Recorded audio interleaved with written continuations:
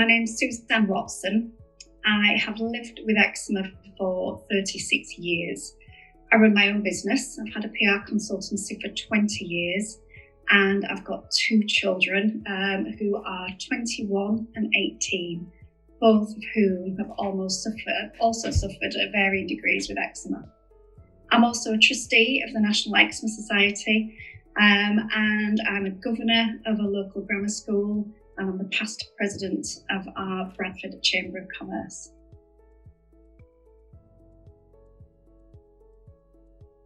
Eczema is an exceedingly complex condition, and I think people sometimes see it purely as a physical condition because it can be very visible.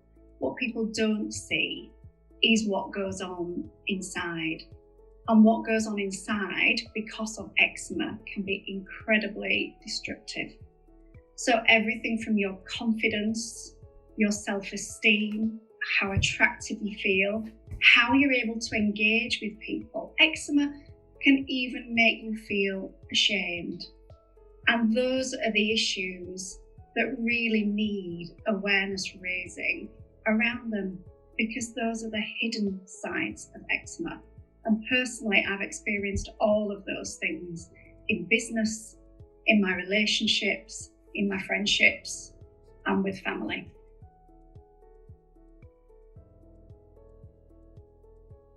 Eczema started when I was 14, which was a critical time in my adolescence, as you can imagine, as it does for so many people.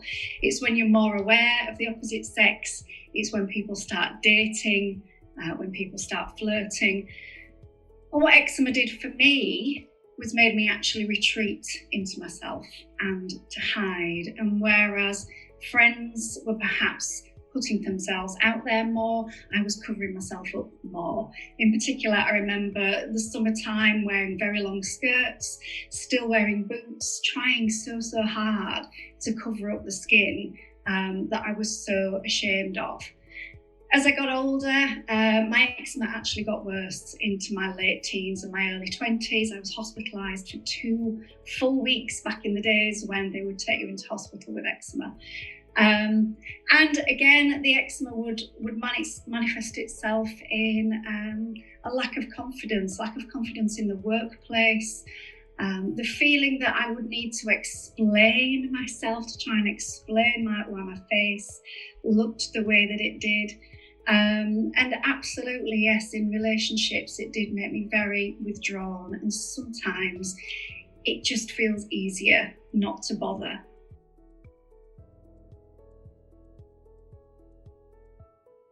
I first had to broach the subject of eczema with my first long-term partner because the eczema actually gave me no choice. I'd met him on a holiday. It was a classic holiday romance. And at that time, my skin was in brilliant condition because my skin actually improves in the sun. So he had no idea of the thing that was hidden within, if you like, until we got back from our holiday and we continued seeing each other. And as the tan faded, the eczema started to appear. And as I say, I had absolutely no option but to address the eczema, and it was really embarrassing.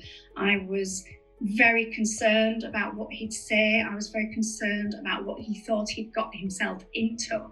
And I actually felt in some way I'd misled him. The person I was becoming wasn't the person that he'd met on holiday, and there was absolutely nothing I could do to stop it. It felt like a roller coaster that I couldn't get off. The good news is, thankfully, he was happy to embrace me for all of my, as I saw it, faults. Luckily, we had a strong enough relationship for him to be able to see past the eczema, but it was a really worrying time for me as a teenager, having to come out of the skin that formerly I'd managed to keep hidden.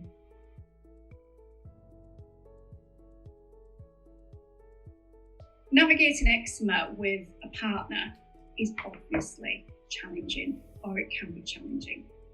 There are feelings of guilt, there are feelings of being ashamed about the way you look. Eczema, by virtue of the fact that it keeps you awake at night, can be exhausting. And sometimes the very last thing on your mind is any kind of physical side of the relationship. The way I've coped with this in the past is just to be completely honest. Quite often the physical side of a relationship, again, starts from inside. It starts from how you feel about yourself.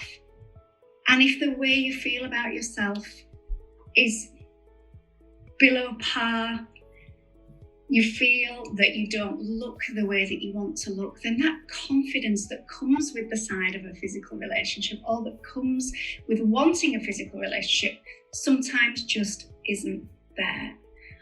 All I can say is that if your partner loves you, your partner loves you. And they will understand if the time just isn't right. If today you're just too sore. If tomorrow you just don't feel in the right place. A relationship is about give and take. Eczema hopefully will not last forever. This is not a state of permanence.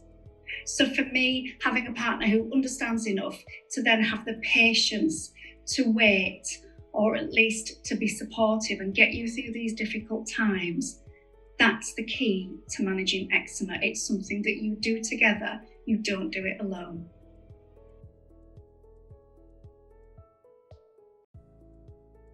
It could be said that eczema is the third person in a relationship, and that can be true some of the time. It doesn't have to be the unspoken third person in the relationship.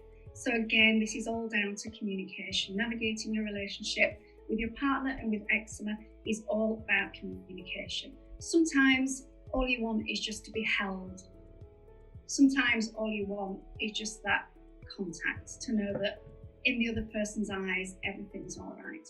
Sometimes you're just too sore for anybody to come anywhere near you. So navigating the physical side of a relationship when you're living with eczema is something that you have to take hour by hour and day by day. And anybody who truly loves you will understand you and accept that every day is not the same, and that sometimes you just need a little bit of time.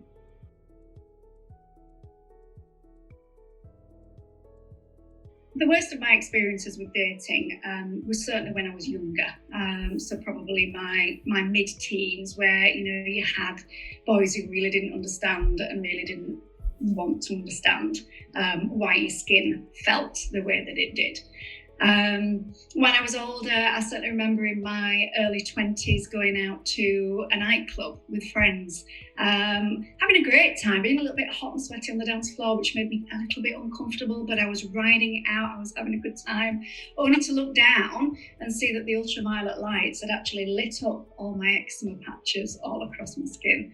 And I have to say, I did have to leave that club at that moment in time, but my friends, as always, were immensely supportive. I think the main thing with eczema is perhaps to talk about it early on. If it's something that's bothering you, it's something that you're going to communicate perhaps without even realising that. So if you feel more comfortable talking up front about the eczema, then I would wholeheartedly recommend doing that. I certainly have done that at work. I've said to people, look, I'm not feeling my best today because my skin is flaring. I have eczema. It's not contagious, but it is something that can make me feel a little bit below par. And people are generally very, very understanding. So in terms of dating, sometimes you just don't feel like going out, and that's fine. But when you do, I feel it's really important to be yourself. And the time you can be yourself is when you feel the most well. So if you don't feel up to it, don't feel you have to go.